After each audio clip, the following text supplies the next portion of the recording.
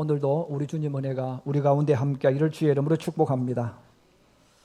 지금의 대한민국 국민들은 하루 세 끼 밥 먹고 사는 것, 이건 지극히 당연하다고 생각합니다.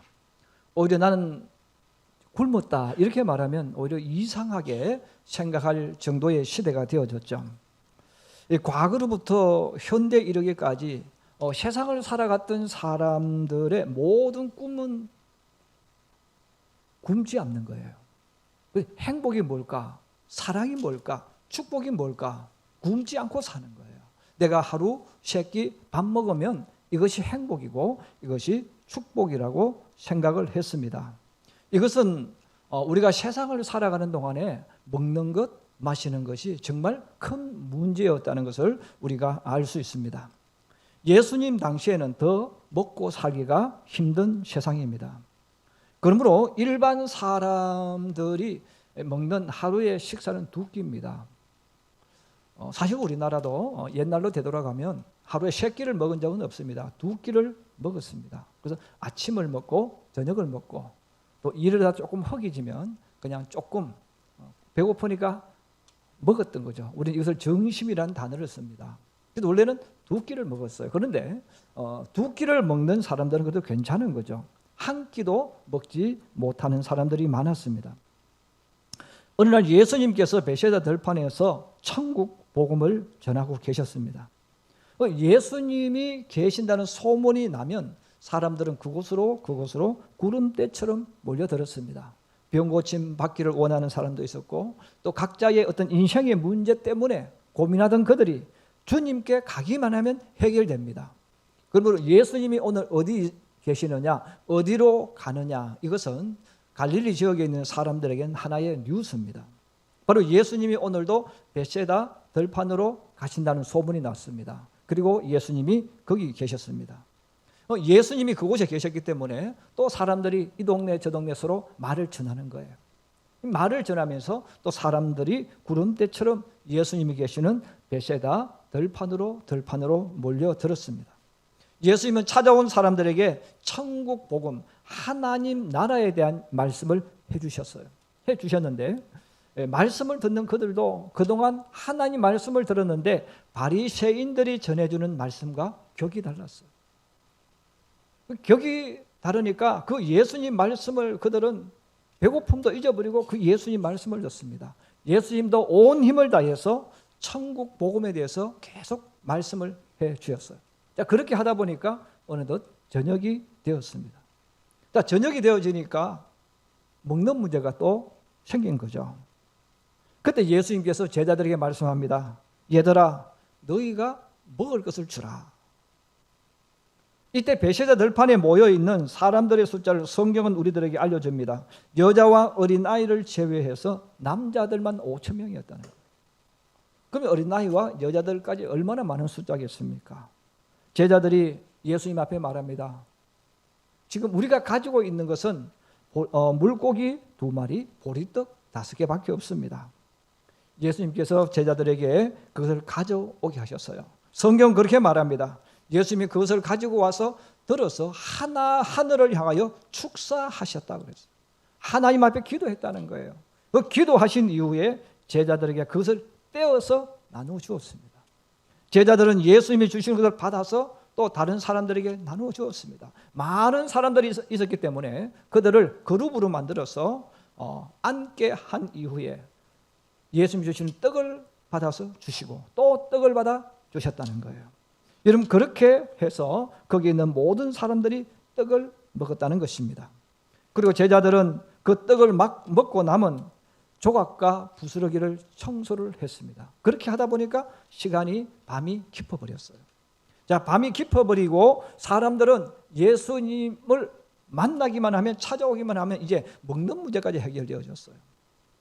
예수님이 어떻게 주셨느냐? 그건 중요한 게 아니에요. 그들이 예수님 때문에 먹었다는 거예요.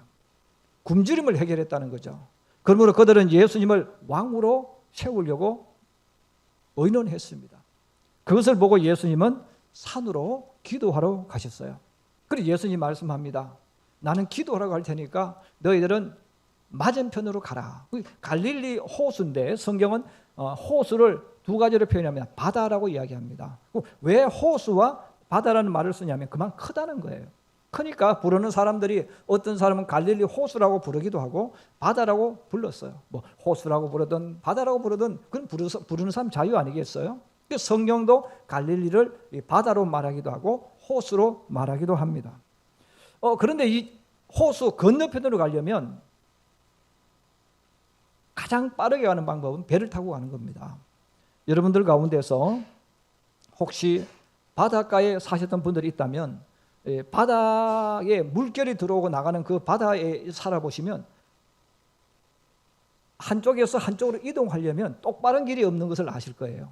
계속 해안선이 꾸불꾸불꾸불해요. 산구비를 통해서 만들어지지 않습니까? 눈앞에 보이는데 가려고 하면 굉장히 많은 시간이 걸립니다. 왜? 직선도로가 없으니까. 마찬가지예요. 갈릴리 호수에도 저 멀리 보면 분명히 동네가 보여요. 그러나 거기로 가려면 얼마나 시간이 걸릴지 몰라요.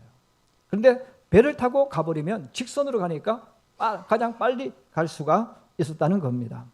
그러므로 예수님은 산으로 기도를 하시고 제자들은 그 배를 타고 밤중에 갈릴리 바다를 건너가기 시작했습니다. 그들이 한 중간쯤 이르렀을 때 오늘 성경은 밤 사경이라고 이야기했습니다. 이 밤 사경이라는 것은 밤을 옛날에 그냥 시간을 이렇게 나누어 놓은 거예요. 나누어 놓았는데 지금의 시간으로 환산하면 한 새벽 1시에서 새벽 3시쯤 되는 시간입니다. 새벽 1시에서 한 새벽 3시쯤 되는 이 시간. 그럼 이 시간은 우리 사람들이 다 잠들어 있을 때입니다. 지금은 사실 저를 포함 우리 모두가 전기불을 쓰니까 TV를 보니까 이런 밤 10시 그러면 아직 잠 안 잡니다. 여러분 전기가 없다고 생각해 보세요. 호롱불을 쓰고 촛불을 쓴다고 생각해 보세요. 그럼 옛날 분들은 한 5시 반쯤 밥을 먹고 한 6시, 7시에 주무십니다. 그러므로 이 밤 10시, 12시 된다는 것은 정말 긴 시간이에요. 그런데 여러분 새벽 1시, 새벽 3시 이때는 아무리 잠을 안 자는 사람도 다 잠을 자는 시간이죠. 그리고 일찍 일어나는 사람도 새벽 3시에 일어나지는 않습니다. 일찍 일어나도 새벽 5시, 6시 일어나요. 그럼 성경에서 이 새벽 이 1시에서 3시 이 사경이라는 뜻은 그때는 모두가 다 잠들어 있다는 거예요. 아무도 도와줄 사람이 없는 잠들어 있는 그 시간을 말합니다. 바로 제자들이 그 시간에 바다 위에 있었는데 갑자기 돌발적인 강풍이 불었습니다. 갈릴리 바다는 산으로 둘러싸여 있고 지대가 낮은 곳이기 때문에 가끔 이런 돌풍이 일어납니다. 자, 이런 돌풍이 일어나는데도 그날은 더 강한 돌풍, 더 강한 폭풍우가 몰아치면서 파도가 쳤습니다. 그러므로 제자들은 그 파도 속에서 손으로 노를 저어서 앞으로 가야 되는데 가지를 않는 거죠. 아무리 그들이 노력해도 이 파도를 헤치고 나가지 못하는 거예요. 자, 그러면서 그들이 그 고통 속에서 몸부림치고 있는 그 시간, 아무도 도와줄 수 없는 그 시간, 갑자기 그들 앞에 하나의 물체가 보였다는 거예요. 그러면 저 멀리서부터 하나의 물체가 이 파도와 싸우고 있는 제자들을 향해서 빠른 속도로 다가오고 있었습니다. 아마 우리나라 사람들은 그것을 보았다면 귀신이다라는 이야기를 썼겠죠. 그런데 유럽 사람들은 유령이라는 단어를 많이 쓰지 않습니까? 그러면 그들은 그것을 보고 본능적으로 외쳤어요. 유령이다. 왜? 그 호수에 밤에 물결 위를 오를 수 있는 존재는 사람은 있을 수 없잖아요. 그러면 그들은 들었던 유령이라는 소리를 외쳤습니다. 그때 저 앞에서 소리가 들려왔어요. 안심하라. 나니 두려워하지 마라. 나니 무서워하지 말라. 제자들이 들으니까 예수님 음성이었어요. 그 예수님의 음성을 듣고 있던 베드로가 예수님 앞에 말을 합니다. 선생님, 만약에 정말 선생님이 맞거든 나를 명하여 물 위로 오라 하소서. 베드로가 그 말을 하고 조금 있으니까 음성이 들려왔어요. 베드로야, 오라. 사랑하는 우리 성도 여러분, 예수님께서 베드로에게 물 위를 오라고 말씀하셨어요. 물 위로 오라고 하신 이유가 무엇일까 하는 겁니다. 저는 오늘 이 말씀을 가지고 두 가지 말씀을 드리려고 합니다. 첫 번째, 한번 따라해 주세요. 제자들의 고정관념을 깨뜨려 주기 위해서. 제가 이 고정관념이라는 단어를 썼지만 바로 자기 틀입니다. 사람들, 제자들이 가지고 있는 자기의 틀, 사상, 이 가치관들이죠. 자, 이것은 세상을 살아가는 모든 사람들은 자기만의 틀이 있어요. 자기만의 사상이 있고 자기만의 가치관이 있고 자기만이 가지고 있는 하나의 변하지 않는 어떤 큰 틀을 가지고 있는데 이 제자들도 똑같은 겁니다. 자, 그러므로 예수를 믿는 것, 예수를 믿기 위해서는 자기의 이 고정관념을 깨뜨리는 사람, 이 틀을 부술 수 있는 사람만이 예수를 믿을 수 있어요. 만약에 내 털이 부수어지지 않고 예수를 믿는다고 말하는 사람은 거짓말하는 사람입니다. 왜냐하면 예수님은 내 털 속에 담을 수가 없어요. 예수님은 내가 가지고 있는 가치관 속에 예수님을 담을 수가 없어요. 내가 생각하는 능력이나 모든 생각을 아무리 동원해도 하나님을 담을 수는 없어요. 그러므로 이 털을 깨뜨려야만이 믿음으로 갈 수 있고 믿음의 사람이 될 수가 있습니다. 제자들은 대부분 갈릴리 호수 주변에서 어린 시절부터 자랐습니다. 베드로와 안드레, 야고보와 요한은 원래 고기 잡는 어부였어요. 또 이들뿐 아니라 여러분 다른 제자들도 다 물가에서 살았고 또 물을 접했던 사람입니다. 오늘 주님 앞에 나와 예배드리는 저도 여러분들도 이미 우리들도 물가에 같은 사람입니다. 해변을 해수욕을 갔든 아니면 풀장애를 갔든 뭐 수영장을 갔든 어쨌든 우리 모두도 물에 접해 있는 사람이에요. 그럼 우리 모든 사람이 가지고 있는 그 고정관념 중에 하나가 뭡니까? 어떤 사람이든지 물에 들어가면 빠진다는 거예요. 이것은 내가 경험을 통해서 이미 알고 있고 지식을 통해서 알고 있고 아니면 무언가를 보았기 때문에 들었기 때문에 이미 우리는 딱 그 틀이 우리 속에 갇혀 있는 거죠. 그래서 나도 모르게 사람은 물 속에 들어가면 빠진다.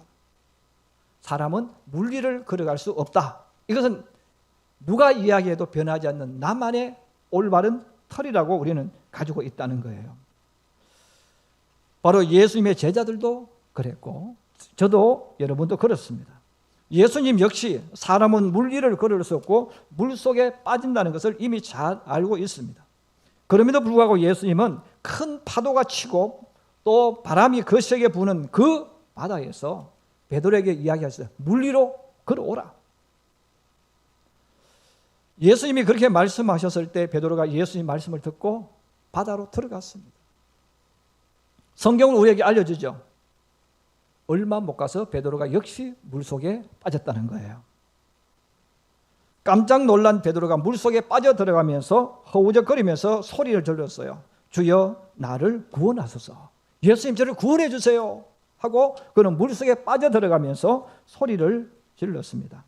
때마침 베드로 앞에 와 계셨던 예수님께서 손을 내밀어 베드로를 붙잡으시면서 말씀하셨죠. 믿음이 작은 자야 왜 의심하였느냐.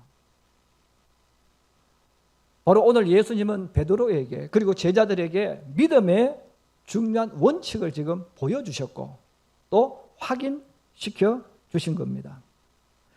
우리가 가지고 있는 이 고정관념은 꼭 이것만 있는 게 아니죠. 우리는 이러한 고정관념은 사람에게 적용되는 거예요. 나에게는 적용되는 거예요. 그러나 전능하신 하나님 앞에는 적용되지 않는 것입니다. 그렇지만 우리도 모르게 내가 가지고 있는 이 고정관념은 내가 안 되는 것은 하나님도 안 돼. 내가 안 된다고 느끼는 이것은 다른 사람도 안 되는 것이죠. 자, 다른 사람도 안 되는 것이기 때문에 우리도 모르게 하나님을 믿지를 못하는 거예요. 만약에 여러분들이 여름 그 휴가를 가서 여러분들이 지금 바닷가에 수영복 입고 서 있습니다. 근데 예수님께서 바다 속에서 한 5m, 6m가 넘는 그 바다 위에 계시면서 나나 여러분들에게 이름 부르는 성구야 너 지금 바다 속에 걸어와라.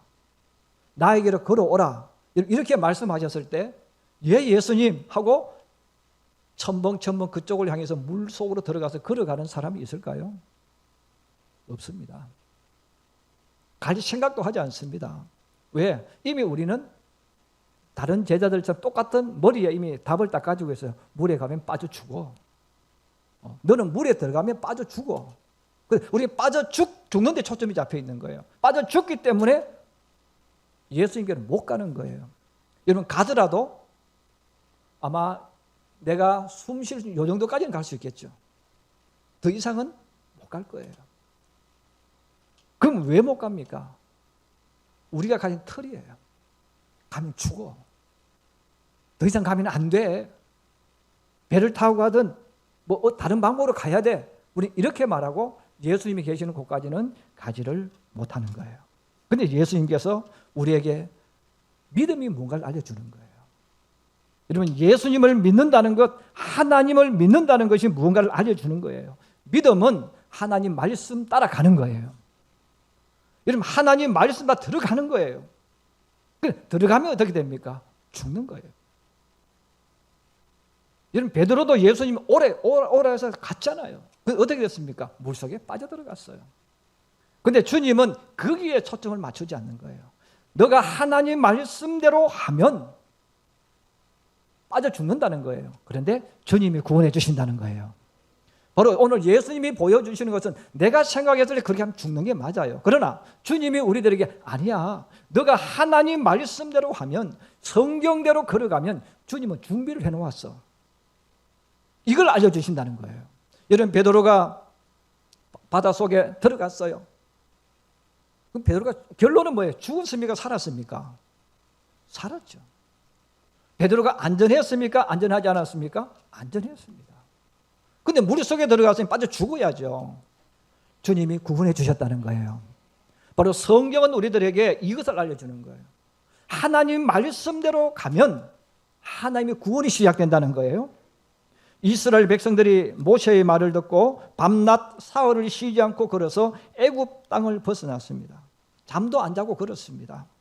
자, 애굽 땅을 벗어난 이스라엘 백성들 앞에 나타난 것은 홍해였습니다. 젖과 꿀이 흐르는 가나안 땅으로 가려면 반드시 홍해를 건너가야 합니다. 그런데 홍해는 배 한 척도 없었고 이스라엘 백성이 건너갈 길도 방법도 없었습니다.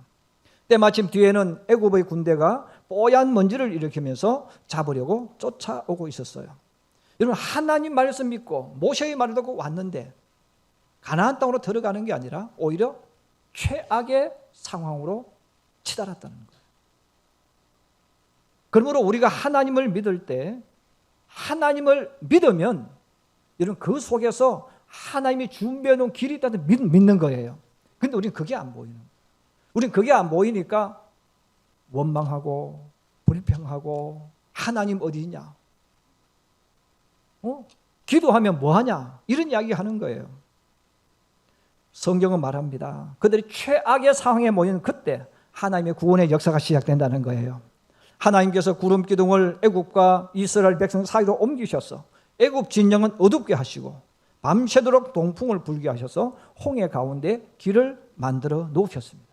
그리고 그 속으로 이스라엘 백성을 지나도록 만들었어요.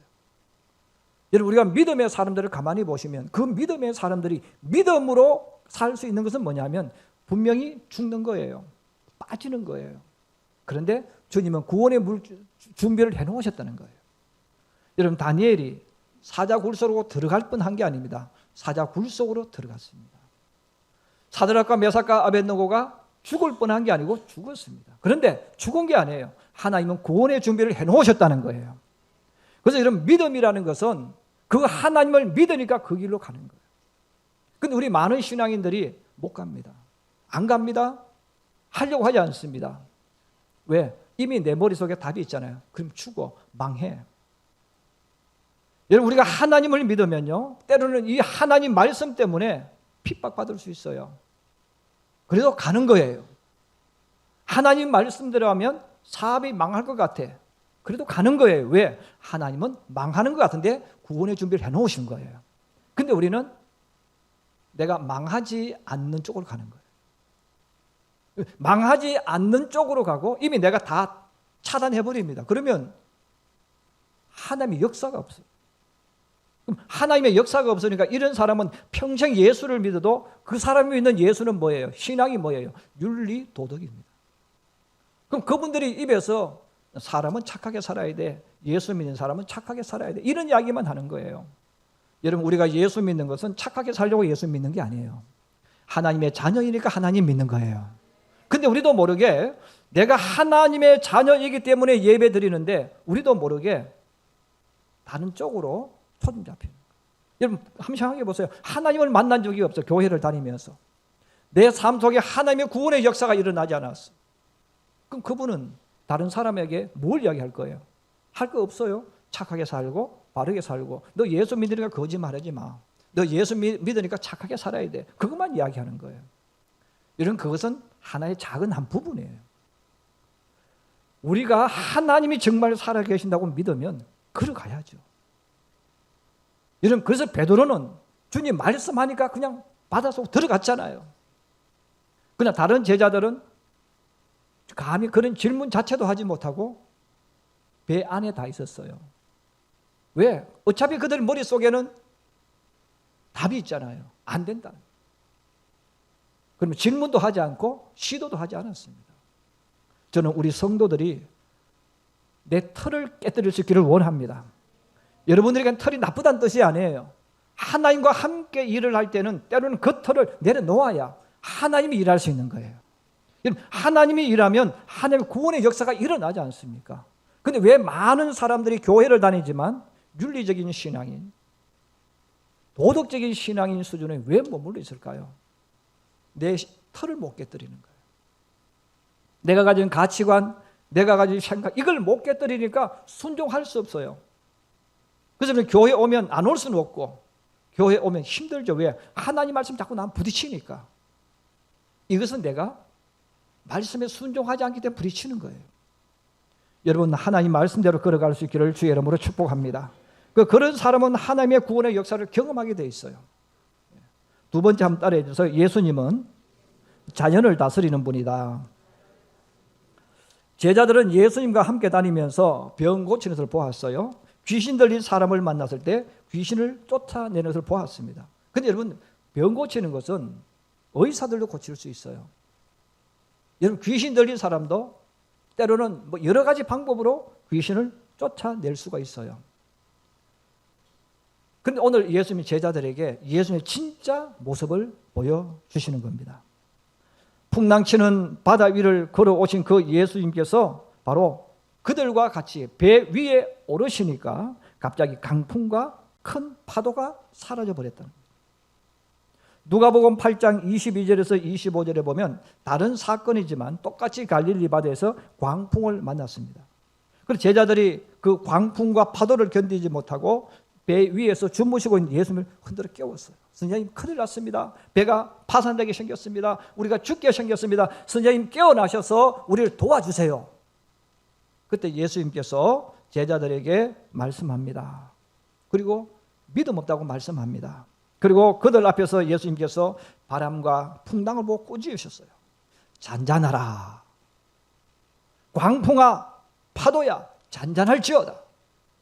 예수님이 명령하실 때 파도가 잔잔해졌어요. 불던 바람이 그쳤습니다.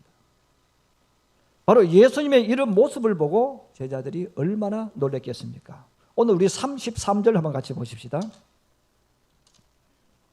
33절 같이 봅니다. 시작. 배에 있는 사람들이 예수께 절하며 이르되 진실로 하나님의 아들이로소이다 하더라. 여지껏 제자들이 예수님 앞에 이렇게 절한 적이 없었어요. 근데 오늘 이 사건을 통해서 그냥 예수님 병 고치는 어떤 탁월하신 분, 귀신 쫓아내는 어떤 능력이 있는 분, 이런 분으로만 생각했다는 거예요. 그런데 오늘 보니까 그게 아니라는 거예요. 오늘 그들이 새롭게 발견한 예수님은 누굽니까? 진실로 하나님의 아들이라는 거예요. 창조주라는 거예요. 그러므로 그들은 예수님 앞에 엎드려 절을 했다는 겁니다. 창조주 하나님은 자연을 다스리시고 바람과 파도를 다스리는 분입니다. 예수님 역시 바다를 걸으시고 풍랑과 파도를 거치게 하신 주님이심을 보여주셨어요. 많은 사람들이, 우리 친구들 그런 이야기예요.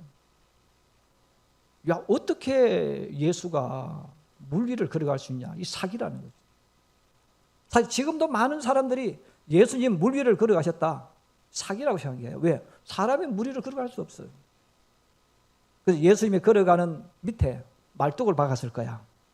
말뚝을 박아놓고 예수님 그 위를 걸어가셨을 거야. 이 사람들이 자기 생각을 가지고 덧붙이는 거예요. 이런 성경은 우리들에게 베드로를 통해서 이미 알려주셨잖아요. 사람 물 속에 들어가면 빠져 죽어요. 여러분, 근데 물 위를 걷고 자연을 다스리는 것은 전능하신 하나님이라는 거예요. 하나님이기 때문에 그게 가능하다는 거예요. 그 하나님이 우주를 지으셨고 지구를 지으셨고 사람을 지으셨다는 것입니다. 바로 예수님은 제자들에게, 야, 너희가 나를 믿느냐? 예, 믿습니다. 무엇을 믿습니까? 병 고치는 하나님, 귀신 들린 자를 쫓아내는 하나님, 그 수준의 하나님이 아니라는 거예요. 천지를 창조하신 하나님이십니다. 그분은 바람을 멈추게 하고 바람을 일어나게 만들고 이 지구가 돌아가도록 만드는 모든 것을 하시는 분이 그분이 하셨다는 거예요. 여러분들이 혹시 시간이 나시면 가만히 한번 이 지구의 모든 자연 환경을 가만히 보세요. 다 자동으로 움직입니다. 태풍 오는 것도 자동, 비 오는 것도 자동, 다 자동이에요. 공기가 흐르는까지도 다 자동입니다. 이 모든 자동으로 만들어져 있는데 알아서 다 스스로 다 하는 거예요. 누가 이렇게 만들었겠어요? 저절로 이루어졌을까요? 저는 과학자들이 거짓말할 때마다 너무 화가 나요. 왜냐하면 과학자들이 우리보다 더 잘 알아요. 그 과학자들이 뭘 압니까? 모든 것은 누군가 만들어야 움직이고 만들어야 작동하면서 그들이 먼저 압니다. 근데 그들은 이 모든 지구나 우주를 이야기할 때 항상 쓰는 단어가 있어요. 하나님을 인정하기 싫은 거죠. 하나님을 인정하기 싫으니까 그들이 쓰는 우연이 되죠. 여러분, 사람이 먹는 것, 자는 것, 여러분, 전부 다 우연히 다 만들어졌어요. 태풍이 부는 것도 우연히 만들어지는 거예요. 공기가 이동하는 것도 우연히 만들어지는 거예요. 지구가 기울어져 있는 것도 우연히 만들어지는 거예요. 다 우연히 만들어졌어. 여러분, 성경은 말하는 우연히 만들어진 게 아니라는 거예요. 하나님이 만드셨다는 거예요. 여러분이 여러분 자신을 한번 가만히 한번 되돌아보세요. 여러분 자신이 얼마나 신비로운 존재인가를. 여러분, 사람만 그런 게 아니에요. 우리 지구를 보시고 또 우리 우주를 한번 보시고 달과 지구와 태양이 움직이는 것만 보세요. 이것만 봐도 이건 우연히 절대로 일어날 수 없는 일입니다. 반도체보다 더 정확하게 만들어지고 운영되는 거예요. 바로 하나님은 이것을 통해서 이 모든 것은 우연히 만들어진 게 아니야. 창조주가 있다는 거예요. 하나님이 지으셨다는 거예요. 그러면 여러분, 하나님이 지으셨는데 그 하나님이 물 위를 걸어가는 것 무엇이 어렵겠습니까? 그 하나님이 폭풍을 불게 하시고 폭풍을 멈추게 하는 게 뭐가 그리 어렵겠습니까? 오늘 성경은 바로 예수님의 모습을 우리에게 보여주고 있습니다. 사랑하는 우리 성도 여러분, 여러분이 믿는 예수가 어떤 분입니까? 내가 믿는 그 예수가 내가 할 수 있는 것, 내 생각의 틀 속에 갇혀 있는 그 하나님입니까? 아니면 그 틀을 다 깨뜨려 부수고 나를 새롭게 만드는 하나님이십니까? 우리가 예수를 믿는다면 내가 가지고 있고 경험하고 있는 틀을 깨뜨리지 않으면 그 사람은 진짜 예수 믿지 못합니다. 믿을 수도 없습니다. 하나님은 내가 담을 수 있는 그릇이 아니라 내가 하나님 안에 있는 거예요. 오늘 주님은 이 풍랑과 파도를 통해서 내가 누구인가 제자들에게 보여주셨고 또 제자들도 외쳤지 않습니까? 진실로 하나님의 아들이십니다. 우리 주님은 우리가 이 땅에 살아가는 동안에 아무리 강한 태풍이 몰아치고 풍랑이 일어나고 내 환경이 열악하다 할지라도 그것은 그분 앞에는 아무런 문제가 되지 않습니다. 하나님은 그 모든 것을 다스리시고 명령하시고 새롭게 만드시는 분이심을 믿습니다. 이런 그 분을 믿으면서 주님을 향하여 걸어가고 달려나가는 하나님의 사람, 예수의 사람들이 되기를 주님의 이름으로 축복합니다.